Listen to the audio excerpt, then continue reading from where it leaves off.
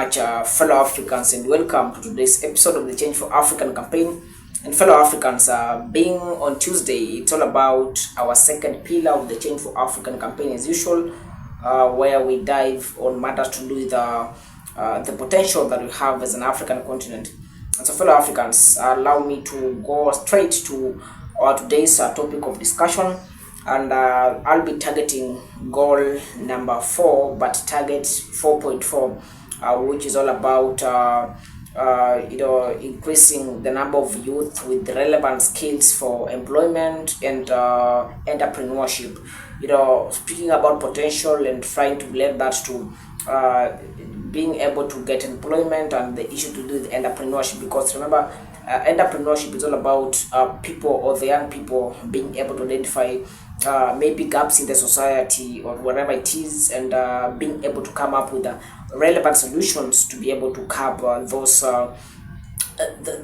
gaps. And so it is an issue whereby it can be related to the Africa's potential that currently we are not doing very good, in terms of the youth being able to get the relevant skills to be for employment and also for entrepreneurship.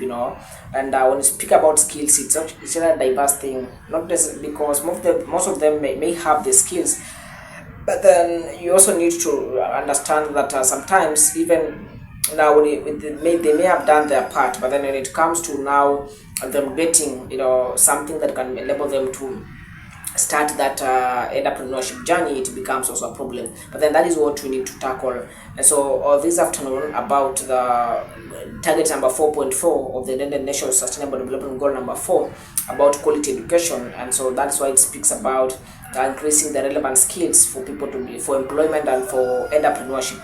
Once the African youth are equipped with the relevant skills in these particular fields, then you can be assured that even when it comes to self-employment and also the job creation will be very easy for them, because they know now where to start from. But you find that majority of the African population, mostly the youth, most of them end up not having relevant skills in particular fields that they can improve themselves in, or even they can start their own businesses. So it becomes a problem. So what we need to do is to make sure that we equip the young population of Africa with the relevant skills that can enable them to be able to, if it's to have something they can start on their own, so that they can be able to better their living standards, because this is about potential.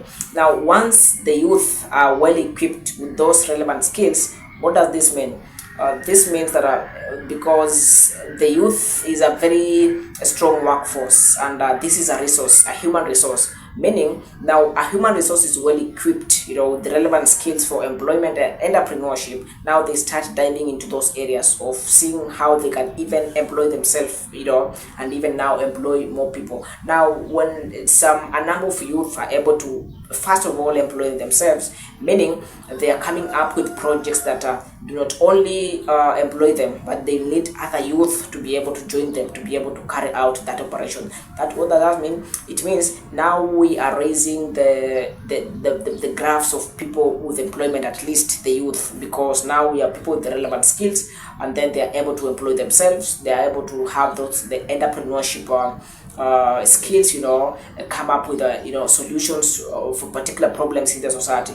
Now we'll be raising the Africa's potential. Now the African potential you start to be seen, because number one, the African youth is equipped with the relevant skills that can be able to make them deal with unemployment issues for themselves, make them develop the entrepreneurship mindset skills to be able to be solutions to so many problems that the current African population faces. So this one is being spoken in the African context. Remember, it's a global thing, as I've said that before, that this is a global thing. But then looking at the global part of it, that some parts are much far forward, or much far in front than compared to us. So for us, what we need to do first is to see how can we now handle our own situation first, before now we are called the global part. Though we are still global, but then what is the state of us currently as we speak as an African continent? So it is an issue that people need to be very keen at it, as addressing these matters.